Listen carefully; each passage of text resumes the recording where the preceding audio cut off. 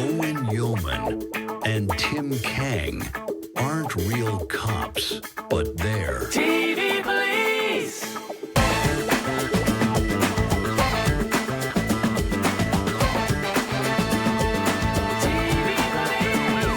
the TV Police. TV Police! Why? I mean, Why? well, why not? I mean, come on. Yeah. You All right. before we actually went live, you challenged me, and yes, my head does appear rather large in the frame. Well, because you're I'm not gonna sitting- deny. you're doing this. I figured because this was a Vegas episode, I thought I'd try my mentalist hand a little bit today. Okay. I would imagine that the results will not be stunning, but I just want to test a few things because I've been doing a little bit of homework about mentalism, Don't specifically sure. with cards. No. Well, okay. I figure set the bar low. That way, Man. I can only vault over it. Yeah. Think of a card. You thinking of a card? I am thinking of a card. Okay. In the back of my mind, I was like, it's actually a black card, Correct. and it's a picture card. Yes. Yes, and it's a card that's often used outside of cards. People often refer to this maybe sometimes in songs Mm-hmm. or yeah. Yeah. Oh, okay. That genuinely surprises me that I'm on the right track. So I would say, given that it's a black picture card, Mhm. it's the Ace of Spades. Yes, it is. Oh my god! Did I really get that right? You got it. No one is more surprised than me. Wow. Let's just end the episode there. It won't get any better than that. What did I say? Don't sell yourself short. You're just being kind. You're a good friend. Nailed it. Either way, nailed it. So much to talk about in this episode. This was a really, really fun one. And I loved the Vegas of it all because I think that it really allowed us to see Jane in his element. We'll obviously touch on it. It goes deeper than him being in his element. Like it is him. Oh, yeah. Yeah. The casino is analogous to Patrick Jane. That's who he is. His shtick, his plan, his antics, everything he does is what a casino is. And Agree. all of these things are meant to bring you in and separate you from your money. Yes. Talking to Patrick Jane, he is meant to separate you from everything else, right? With his mentalism. Let's dive into episode 6, Red-Handed. I'm still reeling from the success of my guest card. I'm gonna Talk. That's what you were thinking about too, right? In the back I of your was. head. I was. I was thinking about. Great, incisive sort of critical commentary, but thinking, I nailed Ace of Spades. I nailed it. Yeah. Nailed it. I mean, episode 6, Red-Handed. Okay, and I'd never noticed this before until you referenced the name thing. But you're absolutely right. We've got some Cal Trask. Cal Trask. Cal Trask. Give me another one. Who else have we got? Etienne. Matt Etienne. Yes. Matt Etienne. Let me just get a quick big quench. There we go. It's getting a little budget, admittedly. Who made that This? for you? Yeah. I mean, this is a combined effort of my daughters and then my handy scrawl here. So I'm going to quench it up. Welling up right now. Oh my gosh. So thank you, Everbell and Phoenix, for that. Daddy loves it. Big Quench, soon to be sponsors of the TV Police. And off of that, I'm going to just take a sip of mine as well. Oh, hello. Is that the same Big Quench cup as before? Well, I figured No judgment. Last week we went Big Quench. This week I thought, supersize it and go. This is Double this is Quench. Is the Double Quench bigger than the Big Quench? The Double Quench is 2 sizes bigger than the Big Quench. I could tell it was a Double Quench by the way you were drinking it like this. It's so big that you have to maneuver your face around it and over it to conquer it. We start with, and what I found really interesting was this is the first time that I felt like the CBI team was a little less than happy to be on the job. We both come out of the car and we Rigsby's in a really, really grumpy mood. Oh, dismemberments are a bitch. There's always a piece missing. Never going to catch a break. And even Cho, I think, says something to the effect of, "This is definitely going to be ours. It's in California." And sure enough, we end up getting it. No, I think it started with Rigsby being more the optimist. Uh-huh. Don't worry about it. We're not going to catch this case. And it was Cho that said, no, it's going to be us, right? Now, when we get to the hand, Rigsby does a lot of complaining, right? About how dismemberments are no fun. One fun observation I made was we're also, how many people were there? 25, 30, 40 people, at the crime scene. Sure. When Jane goes down to smell the hand, yes, all 50 of us were going, "What the hell is he doing?" Lisbon shrugs and just goes, consultant. She's already completely dealt with it. I love that moment. I'm glad you referenced it because it was just Jane at his most Janey? caricatured, and yes, Jane at his most Janey. I think there's a comfort level now between the team and between Jane, and it goes even further than that. It's got so comfortable now that he's actually making police calls, which I think is beginning a little bit to overstep. And I think Lisbon brings him back into check in this episode because that level of comfort does get a little bit reckless when you've got someone who's being charged by the Nevada Game Commission. Oh, it's fine. And the other part about that is in the moment, we let it ride. You can go. Cho says she can, and then Lisbon says she can, and then goes out and deals with it. But, we're not even saying, hang on one second, stay here. It's, I guess you can go. Cho has never been browner than in this episode. You're mixing a lot of autumnal colors there. And by autumnal, I mean brown. And I have to say that, Rigsby's got a nice, slick charcoal suit on, and Van Pelt's got, a different outfit. Cho's got that brown pinstripe. And yet, strangely, you carry it and you own it. And I don't know if it's I noticed there was some. We're still early. I noticed that there was some long sleeves. Did you see that? I was like, they'll go. They'll go by season 2 or 3. We'll get rid of those. There's no way that Tim's going to tolerate long sleeve shirts. I watched your interrogation episode with Alexandra. Again, another great episode for Cho, really bedding in the interrogation mastery. The scene. The scene. Yeah. The scene between you and Gwendolyn, I believe the actress's name was. And the one thing that really struck me in that scene, and it was almost prodigiously physically impressive, was the fact that you never blinked. Not once. I mean, this was... And I had to go back and watch it like 3 or 4 times because I was like, wow. Because you've got this girl and she's pretty good. She pushes back at you. Right. But then you cut to you. And by the way, it's pretty close. It's like this. That's not me doing an impersonation of Cho, but I'm only showing you, exaggerating the eyes because I couldn't believe I was like, he's going to blink now. So congratulations on that. It is, and it was the non-blink scene, the non-blinking, but it really worked for Cho's interrogation. So, what are your remembrances of? Wait, are we doing are we starting with the one word before? Let's do the one word. Thank you. Yes, please. You'll be pleased to know that I actually had trouble tying this down to one word today. Now, and I know I always berate you. Yeah, you feel my pain now. Yeah, I do a little bit. So yeah. I'm going to put this, and it is 2 words, but it's basically 1 word. Okay.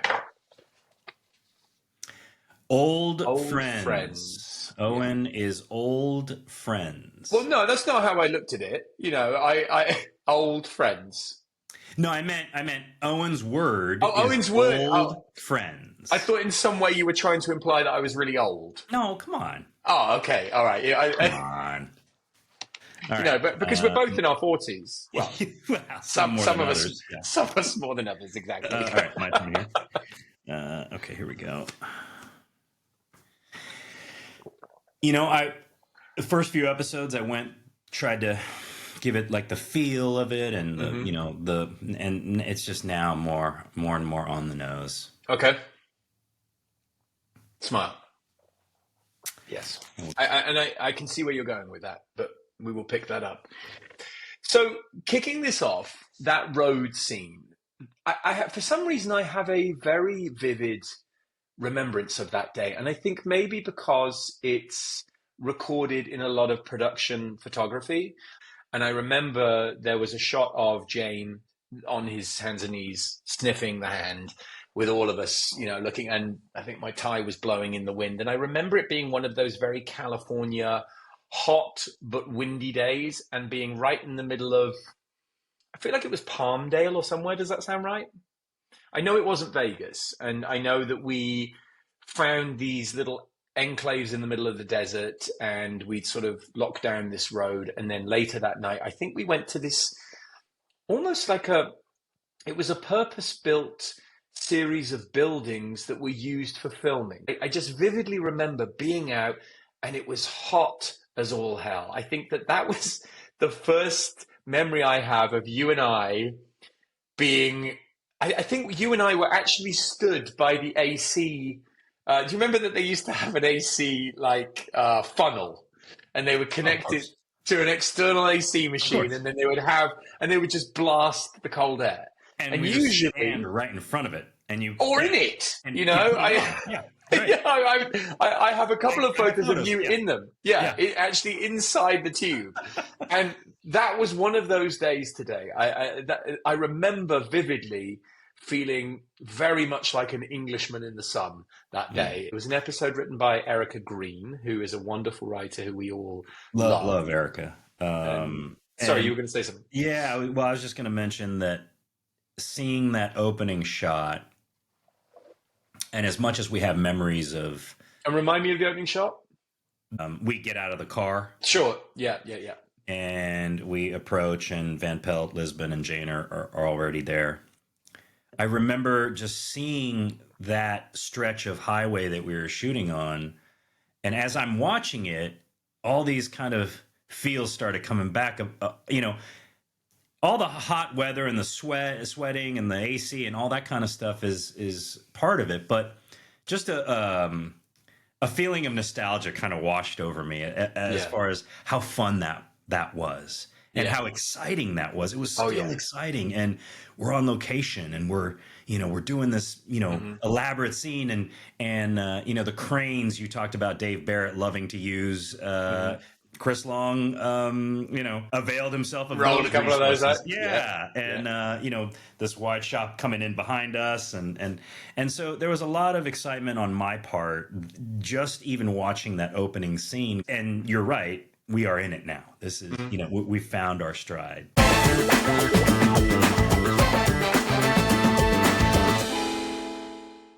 Kalita Resort, is that the name of it? Yeah. Kalita. So now, I didn't spend an awful lot of time at the casino. I think I was there one day. Did you spend any more time there than that? No, I mean, I think, I think you and I partnered up for a majority of this episode. And so where you were, I was, and where I was, you were, so. I feel as if, and I could be completely wrong, but I want to say that it was something like Morongo Casino, which is a neighboring casino just outside of LA. I think it was the Morongo, yeah. And I remember going there, and again, that was just so much fun because exciting. We were working, but we were working in a casino. Like, how cool is that? The bells and whistles. Yes, right? yes, quite literally, And casinos are exciting places anyway. So because of the bells and whistles. Because of all the bells and whistles, exactly. So we were part of that genuine excitement, and I think the same feeling that an audience gets when there's something about Vegas. I want to give an honourable sort of mention to Lance Barber, who played Daniel. Now, he was particularly great as the sleazy husband. If you want to go sleaze, I'm going to see that and raise you Greg Henry playing Cal Trask. Oh, yeah. I mean, that was a masterclass. Also, chef's kiss of sleaze, right? I'm glad you brought that up because I'm just going to segue straight into my word, old friends. So Andrea Parker, who played the wife, I had the good fortune of working with on Kitchen Confidential. She played the wife of Bradley Cooper's character in that. Greg Henry, I'd done a couple of projects with, and he was actually in a movie that I did called The Belko Experiment. So for me, old friends was the words that I used, and that really was how I felt and in fact, I'd forgotten that Greg was in this episode. So when I came back and I saw it, I was like, oh man, how lucky were we to get those great actors in guest roles? I mean, I've been saying that since the beginning. I mean, my pilot word was episode recap was loaded. Loaded, or a loaded cast. We always have a loaded cast. I feel like part of the charm of The Mentalist is that, yes, we have our ongoing serialized story, but when I speak to people, I quite often hear that they like the accessibility of the show and how straightforward it is. Mm-hmm. And I think in the same vein as Columbo or CSI or NCIS or Murder, She Wrote or any of those great establishing procedurals, yes, there's an audience there for the more serialized elements, but I also feel like there's an audience there just for the crime of the week. It's wrapped up in a nice, neat bow every evening. I would have got away with it if it wasn't for you pesky CBI guys. There is a grain of truth in that, because I think that people, and I think we forget this quite often today as well, television is entertainment, fundamentally. And in the desire to make things gritty and realistic and this and that, sometimes I think we lose that. And part of the charm of The Mentalist for me was that it was unashamed about its entertainment value. And nowhere more than in this episode with Jane using his winnings to purchase us all toys. I actually thought I kept that watch because it was so horrendous. I don't remember yours. I think you had like the gold version of it, right? I had a leather band. You had a leather band? Oh, excuse me. I could have been Snake. I'm not sure. Yeah. Probably not. It was something real gaudy that Jane got for Cho. Yeah. There was a little bit of frisson between Jane and Lisbon for the first time, where he gets the emeralds out and he said, well, all I know is that those emeralds look great with your eyes. And I loved the fact that whilst the girls were all about the rules and giving things back, the boys were just like, no, we're going to keep those. I'm keeping mine. Yeah. That was a nice... Tell me about your word. So my word was... Smile. Okay. This episode was the first and second time that Cho smiles among the thousands of smiles that Cho does for the rest of the run of the show. The reason why I brought it to Cho was because that's the one of the biggest comments that I get from fans and friends and family members is, why doesn't he ever smile? Right. And so to me, seeing it right off the bat when he gets this ugly watch, the second time he smiles is at the end when they say they're not going to give up their watches. Right. Well, I had a different read on that. And my take on that was, because I often get asked the same question about you. And especially since we started this podcast, I think people said to me, I've seen Tim smile more in the first episode of TV Police than in the entire series of The Mentalist. That's exactly right.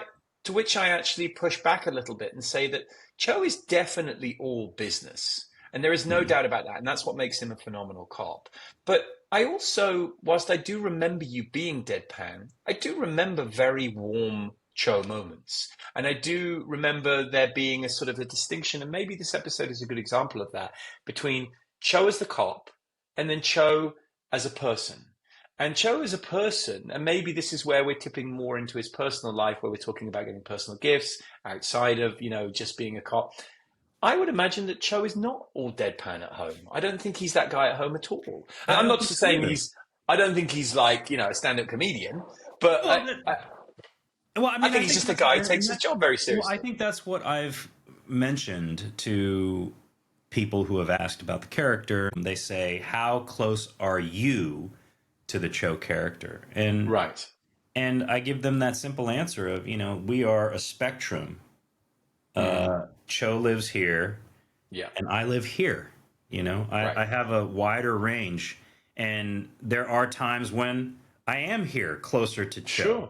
Yeah. You know, and I am on the completely other side, smiling and laughing with friends and family. Cho just happens to like to live right here. That's where he spends Right. most of his time, right? Right. So, as you point out, I don't think he's at home hooting and hollering. But yeah, I mean, maybe he comes out to here, but it's never going to hit that spectrum that I, Tim, live in. So, you know. Which is a really wonderful way of putting it. And I think if I could translate that same analogy, Rigsby is on this plane and I'm on a completely different plane. Right. No, all joking aside, I think every character has an element of you. You have Obviously, thinking about it fundamentally from an acting process point of view. Correct. Yes. You touched upon this a few episodes ago. There are two very distinct ways, I think, of approaching acting work, and everyone's process is different. Some people like to disappear into the character, and then other people like to bring that character to them. And you can disappear in that way too. But I think, you know, for me, it's all about when I read something, as I'm sure you feel the same, it's my emotional reaction to it. So I as Owain, I am reading something and my first gauge for it is, how does this affect me emotionally? That then begins to isolate the toolkit of things that I will want to maybe dip into for this character. And I think in doing that, you are obviously bringing you're bringing, not aside from the obvious physical, this is my face, this is my body. Right. I am going in and I'm asking myself, what does this scene require of me from my own emotional memory? Cho is an iconic character, and you've made him iconic because he's infused with real, relatable human emotion. And all of that comes from a real place. When you're in a film, you can do half a page in a day, maybe even less sometimes. And so that gives you a very long twitch marathon style approach where you can really mine for details. I'm not saying you can't do that in TV, but there is an imperative that every 8 days you're onto a new episode. So everything kicks along quicker. But on the flip side to that, being afforded the opportunity to be in a show and play the same character for years in, years out, that is a form of method acting. Whether we are consciously investing ourselves in, now I'm being method, we've lived in those characters. We've bedded them in over years. I was going to say that when you're afforded that amount of time, as you pointed out, in a film, I would say the equivalent of that for a TV actor is the first 3 seasons of a show. Right. You are afforded the time to develop your character. Mm-hmm. You raise a good point in the sense that I guess what we don't have in film is the ability to audit our performance ongoing. Because with a long-running show, and I haven't really had a chance to ask you about this, but did you at any point during the run of the show ever catch yourself in the show and go, oh, I must tweak that, or I want to change that, or that didn't land how I wanted to? Because that's something you wouldn't get with a film, I you film the film, you go watch the film. Really? But here's the thing, I think, that's what I'm saying is that for the most part, in a film, you are given the amount of time to prepare your role to work out all those details. Sure. Before the cameras are rolling. That's what I'm saying. A-list stars get a role that they're potentially going to do, in some cases, years out. Oh, yeah. Yeah. And they start preparing years out. You're absolutely right. Those people will be afforded a huge amount of preparation time. So it always makes me laugh when people say, well, how was the preparation process for this? And I say, well, I auditioned on Thursday, I got the part on Friday, and I was filming on Monday. We lead as actors and we lead as people with different sort of drives. Some people are very emotionally led, some people are very mentally led. And I think that my first approach, just because of my background, like yours, was always, how do I study this? How do I dissect it? That was what felt comfortable for me. So in answer to your question about my process, I would do a lot of what you would do, which is read and reread and reread and just try and dissect and try and find little nuggets of information. And as you are filming, like you say, sometimes 2 or 3 episodes concurrently, there is just an element of letting things happen and trusting that Tim is Cho. He knows what he's doing. I'm more and more familiar with Rigsby. Amanda's more and more familiar with Van Pelt, with Simon, with Robin. all of our characters are becoming more second nature. My word, we already went through my word, but this is a little bit cheating, but my other word was the Mentalist. The show, yes. This is the show. Yeah. 1 through 5, we were figuring things out. 6, this is who we are. This is the show. And now let's start spreading our wings. All the experimentation and, figuring things out and our relationships to each other, that has all been worked out 1 through 5. Episode 6, it all culminates. This is what we're going to use. And let's push that forward. I agree with that. I think there's a tremendous ease in the relationships. And I think hearing Rigsby have a moan at the open, that was actually nice because it now really feels like we're with these people as friends. We're getting to know these people personally now, which I really like. And it's exciting for us too, because when you are 2, 3, 4, 5 on the call sheet, you are waiting for your moment to be able to flesh those things out, because really now we are finding our lanes with things. I'm already seeing that Cho is the interrogator extraordinaire. We've got obviously the dynamic beginning between Lisbon and Jane, and there's little frisons there between Van Pelt and Rigsby. It's also, I think, and you spoke of how the Mentalist has always carried elements that have been tried and true that are beloved, right? You mentioned the police procedural elements of it. What else did you mention? The whodunit aspect of it, the Sherlock Holmes kind of part of the show. But it's also the first episode where we've presented the Patrick Jane full-blown con. Right? This is it. I mean, we showed some elements of it in the past with, I don't know, Cho and Van Pelt acting apart and giving each other high fives and setting up a mark. But this one feels like the first time where there was a deliberate con set up by Jane to ensnare our perpetrator. Oh, yeah. And we couldn't be happier to roll with it. Yeah, and we're all over it. And I think no finer backdrop for a carny guy to be doing his thing than in the palace of illusion and excess. And that's him. You're absolutely right. Yeah. It's his theatre. It is his theatre. Culmination. Yeah. And I think without wishing to get too sort of symbolic or deep in it, there were a lot of shots within shots. And I thought that was interesting because it did set up the idea that the casino was a set almost. And this was a set that Jane was going to trap his, suspects in. Yeah, right. And anyone else didn't matter. I thought there was some wonderful Cho moments in this episode too. You have one of the best lines when you're talking about the daughter arriving at Cal Trask's suite. Said, dress for a party with no cake or balloons. It's just wonderful, wonderful Cho one-liners. And that's a trademark Erica Green Swafford one-liner.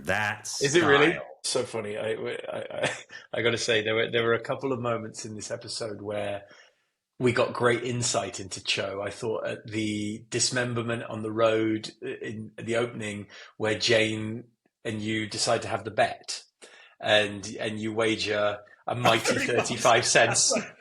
What's he doing with 35 cents in his pocket? I mean, goodness knows what that's from. Maybe it's some change from a big gulp, that's from really a double funny gulp. Because I mean, you picked up a lot on Cho in this episode and certain moments, and they didn't hit me as like what hit me was Jane in this episode. Right.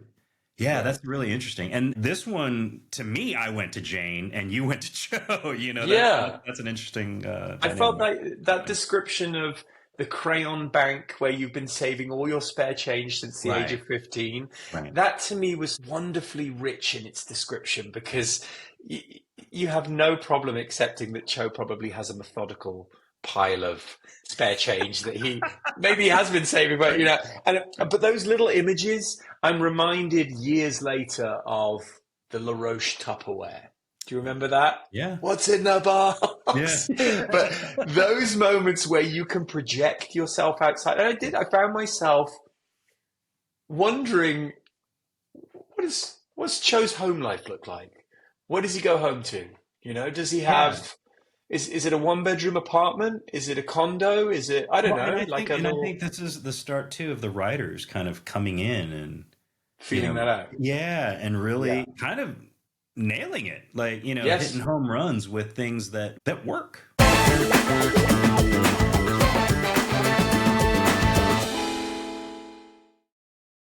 I have a little section that I put together for today's episode called Cho or Foe, because I felt like this was a formative episode for Cho, at least for me.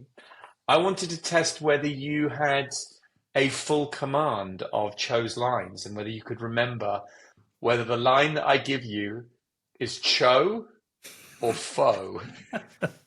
Are you ready to play Cho or Foe? Yeah. Okay. All right. So round one. It's only going to be one round. I don't know why I said round one. Okay. The damn GPS is going to put it in California. I know it. Is that Cho or Foe? Cho. Correct. I'm gonna mark these as I go because there is actually a little thing at the bottom that tells you how you scored. Okay. Casino security's tighter than my old drill sergeant. Cho or Foe? Foe. That is Foe. Correct. If it smells like Vegas, it's probably trouble. Cho or Foe? Foe. Correct. I'm grading these like it's a sort of an essay paper or something. Good boy. Okay. The parents are here. Want me to hold them off for a while? Cho or Foe? Foe. That was Cho. That was Cho. Oh. I remember when he was... That was Cho. Okay. Now I remember. Yeah. Spoke too soon. I'll believe in magic when the paperwork disappears on its own. Foe. Foe. No question. Emphatic No question. with Yes, emphatic. Emphatic. Yeah. Okay. You have to admit it's uncanny. The Lord of Beasts. I was waiting. Was that it? Yeah. Foe. Foe? That's Yes. Cho. That's Cho. Okay. Wait, can you repeat the line? You have to admit it's uncanny. The Lord of Beasts. The Lord of Beasts? Now, I've generated this quiz on ChatGPT, and I have to say that it needs to come with a heavy dose of AI caution. Okay, say that again. Do you know the weird thing about this line? And it's credited as a Cho line and not a Foe line. I do remember the Lord of Beasts. No, hang on. What I'm saying is I recognize the line. I thought we were doing this episode. I did too, which is why, as I'm reading it, I'm thinking that's not from this episode, is it? No, that's from the psychic one as we're walking out of the house and Jane asks if Cho believes in all this stuff. And funny enough, he responds yes. Yeah, that's right. And is that the next episode? That's actually a character trait moment that I didn't agree with. Oh, really? Oh, that's interesting. You thought he would be utterly opposed? Well, I don't know about opposed, but I had to make some effort to justify that in my mind. Right. That Cho would be a believer. Did you talk to Bruno or Chris about that? No, but I remember I had a discussion maybe with the director. A burn you in effigy, I think, was one of the in fact, lines. I think ChatGPT's got a little wobbly here because there's another one here that says, "Look, goats are signs of Satan." Yeah, I think ChatGPT has fallen off a little bit there. So I'm gonna go with the ones that we know are 1, 2, 3, 4, 5. I'm gonna give you 5 out of 6, which I think is pretty mighty, and that would put you in CBI legend status. So Sorry, had I gotten all 6, what would that make me? Well, it says here very generously that I couldn't be bothered to do all 15, but 13 to 15 CBI Legend. Okay. So anywhere in that, I would have given you CBI Legend if you'd gone as low as 4. 2. I feel like that this is probably a good time to see if I am red-handed. Here we are. So I thought also the title red-handed was interesting because obviously you get caught red-handed. The hand in the road itself. And is there a piece of gambling terminology when you're red-handed? Not that I know of. I just No? went get caught red-handed. That's how. Interesting. Okay, so this is going to be hard to do because I have to actually spread things out. So bear with me; it could go horribly wrong. Didn't you ask me to get a deck of cards? I did, but then the trick I wanted to do with you, I couldn't do. I just wasn't able to do it. So I in my mind, why? Because I wasn't good. I wasn't any good at it. No, but how does me having a deck of cards affect how you do the trick? Is that? Well, I was going to do a different trick. I tried it about 10 times and it never worked. Let's try it. Well, it's just not a good trick. Whereas this trick is actually a good trick that I can do. All right. Let's see. And I'm going to show you my cards. Okay. Yours are massive. Why are you? I mean, is it because you're smaller than me? What's your trick? We can do it. Let's do your trick. So let me teach you the trick. I'll teach you the trick because your cards are far more fun than mine. Okay? So take out 2 red aces from your giant set of cards. And I want you to hold them at all times. I never want for you to put them down because this is hilarious. Perfect. Yes. Ace of diamonds. That's great. People love diamonds. It's the way to their heart. There we go. I knew you were going to pick that. Right. So diamonds and hearts. Now, the aces are lonely, right? So what we've got to do is we've got to find them their counterparts. And I'm going to give you the setup as well as the trick so that you can then perform this for your friends. What you need to do is you need to find the black aces in there. So if you could just dig those out, that'd be great. 2 black aces. Ace of spades. Already guessed that one. Don't ever put these down. This is amazing. Perfect. All right. Now what I want you to do is take the red cards and put them in your other hand. Take the 2 aces, yeah. Now, keep holding them in that hand. This has nothing to do with the trick. I'm just trying to make it as difficult as possible for you. Now take the black aces. Take the black aces and put them face down on top of the card. So one is going to go on the top of the deck, one is going to go on the bottom of the deck. Right? Can I put these down? No, you have to hold those. One. And then face down, right? Yes, and I hasten to add, for people doing this at home, they can put down the cards. But, just seeing Tim play with his 7-foot playing cards, it's too good to not. Excellent. Right, wonderful. So you can put down the red cards now. Okay, and what I'm going to need for you to do is to just gather it all together and make it nice and neat now. Okay, great. So now what you would do is you'll say to the person that you're doing the trick for, I'm going to count out some cards, and when I tell you to stop, just stop. Okay. So go ahead. I'm going to count out the cards. Tell me when to stop. Great.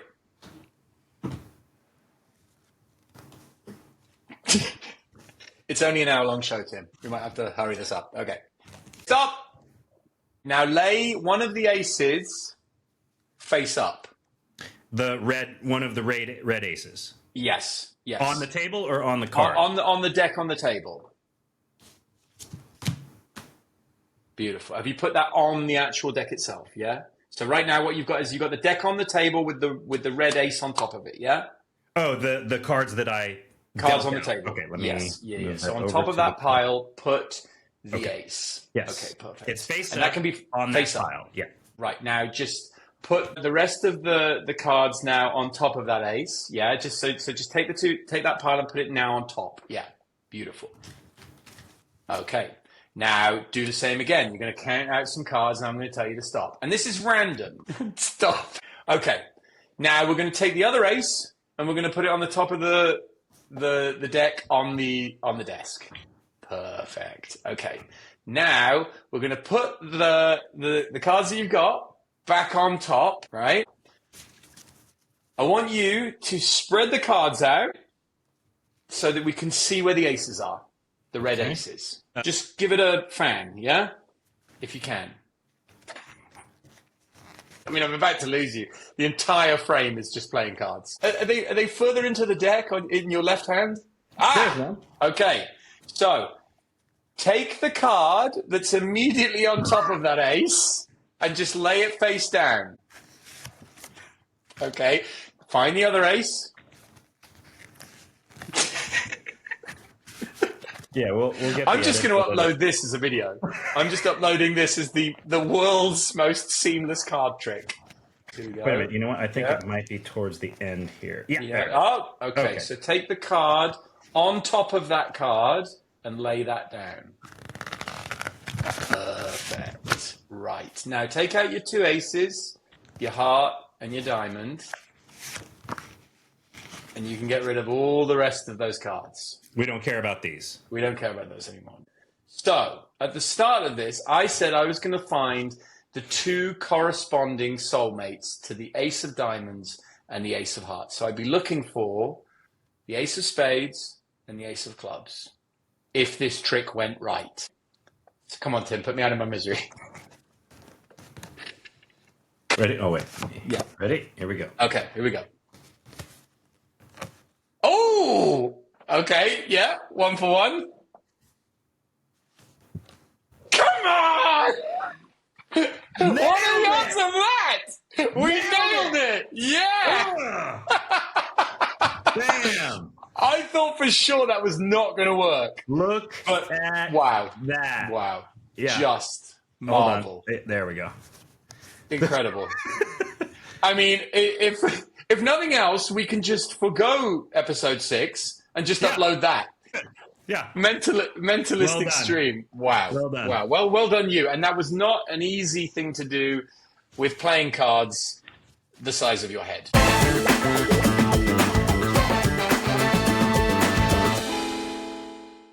One thing I did want to talk about that I thought was really interesting and I touched on previously was that I feel like to catch a killer, you almost have to become the killer. Mm-hmm. And there was an interesting scene where Jane is at the table in the bar and we're all sort of playing a round of cards. And he talks about his memory palace. Now, the memory palace for me immediately created a parallel to another famous fictitious character. Do you know who that might be? Oh, wow. Now that you mention it, it didn't hit me in the beginning, but now that you mention it, there is something in my memory about like the memory palace. You're going to kick yourself when I tell you. I know you know it. So Hannibal Lecter. Hannibal Lecter in The Silence of the Lambs talks about his memory palace. And it's something that, and then in but anyway, in the Silence of the Lambs sequels, Red Dragon, I think it is, there's a whole thing about the memory palace. And that was the only. That's so weird. That was the only other time I'd heard about a memory palace, and for me, then that immediately created a very interesting connection between the idea of a serial killer and someone trying to get in the mind, maybe, of a serial killer and using those same devices. Real quick, what the movie I was thinking of was Dreamcatcher. Oh, okay. I don't know if you've seen it. It's beautifully illustrated as far as how they shoot it, the actual memory palace. The only reason I wanted to talk about that was because it kind of dovetails a little bit with the acting process, I guess, that we talked about earlier. Sure. Is that anything you've ever tried? No, not at all. I couldn't even remember the circuit. You know what I mean? I wouldn't even remember the visual. That's never worked for me. But to me, that seemed incredibly complicated and like another thing to forget. You know, for me, it was hard enough to remember my lines. I don't want to have to now try and remember a picture that might remind me of my lines. Right. I've tried that method of on an index card writing down the first letter of every word in the sentence instead of writing out your entire line. Just write the first letter. It just looks like alphabet soup. Yeah, the final resolution of the murder threw me a little bit, because this was one of those episodes where, for a minute, I did actually think it might be the Etienne guy. It seemed to be, and that was one theme that I noticed has come up again and again in episodes. The police are so ready to commit. We're so ready to commit the guy. He looks like him. We like him for it. He's the guy. And it was interesting talking to Carl about that, because there's a big burden on cops to find the guy. Yeah. Especially when you're talking about a killer. That's your raison d'etre right there, is to apprehend the killer. That's it. But we've definitely earmarked ourselves as a police department who's very happy to go, he's our guy, we're going after him. And I wonder how often that actually happens in the real police force too. I feel like it kind of happens quite a bit, don't you? Right? Yeah. Well, yeah, it's like, we like him for this, but is he the guy? Well, right now he's the guy we've got, and we're going to go. Yeah. And we're going to go with that. I think for the lack of any other options, they're going to go 100% on the guy that they think is the guy. I feel like that tremendous pressure to figure out who the killer is forces their hand a bit in not so good ways sometimes, right? The gentleman playing Etienne was fantastic. Just another one of those really, really great, believable guys. And it was a really great interrogation scene that you guys had, because there wasn't any of that tension of you breaking down a guilty guy. Right. This was a guy who was very obviously not guilty, but knew that he had some explaining to do because he was having an affair with the dead man's wife. And there was a great shift in that too. A part of why that shift was afforded was because Lisbon was in there. Right. In the room. There's the interrogation goes, Cho brings what Cho brings, and Etienne pushes back big time. And then Lisbon pipes up and says something, and Etienne softens. And that's what you touched on just now, is he does have some explaining to do. So watching that shift happen was pretty interesting for me. He comes around and softens and says, okay, this is what the deal is. The interrogation didn't go the way that previous interrogations usually have gone for Cho. Right. It's one note throughout. It's Cho versus the suspect. And it's this. But there was it was a different feel to it this time around with him. And I'd like to attribute that to the fact that you were wearing long sleeves. Because I think if you'd been in the short sleeves and we'd had our romantic interrogation lighting on, game over.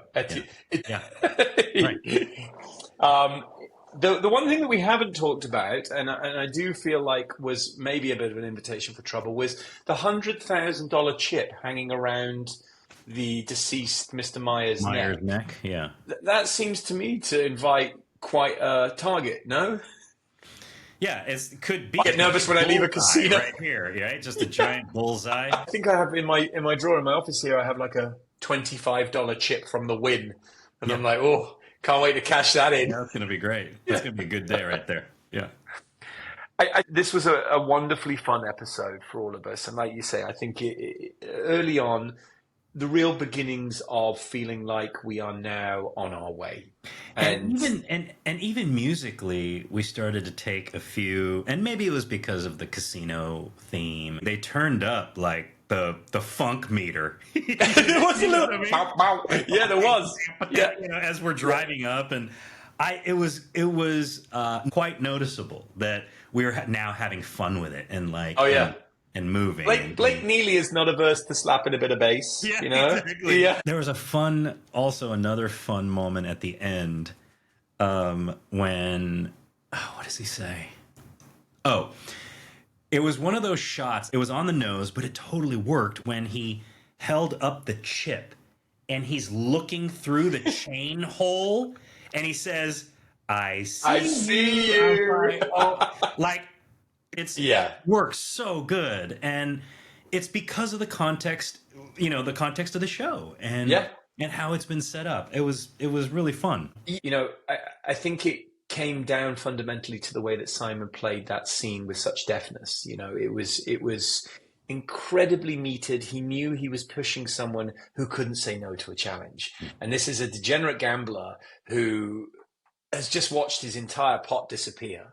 After having, and we haven't even talked about the indecent proposal of it all. I was just going to mention the indecent proposal. Yes. Yeah, Cal Trask just, getting his bet paid off in the worst possible way. Right. I think we really, really in this episode nailed the theatricality of Jane, and Simon just had an awful lot of fun playing with it. You could see that. You could see as an actor he was having fun with it. All of the cutaway shots of the security footage of Table 43. Simon's just having a great time, We're there. It's a lot of fun. We get to play casino while we're in the casino. And I have to mention too, with the casino, I could see the fun we all were having in certain moments. Obviously, Cho and Rigsby getting their casino winnings from the watches from the casino winnings. They were delighted at that. There was a moment when Lisbon came in after Jane gets kicked out, after Etienne comes in, kicks him out. He asks Lisbon to help him pick up the chips. And there is this grin on Lisbon's I saw face that. of that. Winner, and it's such a satisfying, I'm walking with these chips, because that's a great feeling. Anytime you win and you can walk away from the table with a handful of chips is a great feeling, and Lisbon shows it. I think and you're right, Robin has a lot of fun with this has been nice, this has been fun, and then the trade-off of him putting it all in the bag and giving it away to the donation. And then a real unexpected moment at the end with the money for the liver. It was one of those things where Alexandra's story was just a small B story. As I was watching it, I didn't quite understand the point of it, other than the function being to, throw some suspicion away, Sure. But at the end, we get that payoff of, and it's a way to show Patrick Jane's generosity. And I feel like The Mentalist is really good at doing that. I feel like we always put sort of the world back on its axis a little bit. Again, I made the comparison before, but it reminds me of a show like Midsummer Murders. It's a halcyon world. And that's what I still feel like. And maybe that blue sky element, in spite of all of the drama and all of the tragedy, is why people keep coming back. Yeah. Who knows? I agree. I wanted to mention one moment, especially from all the discussions we've had up to this point. There's that line that kind of illustrates exactly what we've been talking about, TV police versus Jane. And Jane says, why do we get so hung up on every little, what does he say? Why does it, every little rule or law someone breaks? Yeah, because we're officers of the law. Yes, pretty cut and dry. I clocked that same line as well, and I think it's because Jane is so single track on his own. What I thought was lovely a bit earlier was there was an appreciation moment that often doesn't go in this direction, and that was when Lisbon and Jane are together and they're watching Alexandra in there, and Lisbon says to Jane, well, maybe Etienne's something to do with it, and he gives her a moment of. So it's almost like a commendation of you could be onto something there. All right. And I like that because it didn't make him too omnipotent. We always make sure that for every hunch or for every guess, there's don't get them all right. Do you think Simon played it with an air of genuinely, okay, you might have a point there? Or was it nuanced enough to be Jane just throwing Lisbon? I could be adding a level in there that wasn't intended, but what I did like about it was that it did. Gosh, now we're getting into the. We're getting into that space you don't want to get into the red. Yeah, we're becoming, yes. No, I tell you why, because I think we've seen a lot of one-way traffic. We've seen a lot of us marveling at Jane. So for me, it was nice to get a moment where Jane appreciates the police work. I agree. We haven't had an awful lot of police work to appreciate, So I think that's where I'll leave it. That, I believe, brings us up to speed on episode 6, Red Handed. And as they say, what happens in Vegas, or in this case, Palmdale, stays in Palmdale. Next episode, season 1, episode 7, Seeing Red, we will be joined by one of our favorite people and editor extraordinaire, Jimmy Gadd. Until then, we'll see you next time. Let's go.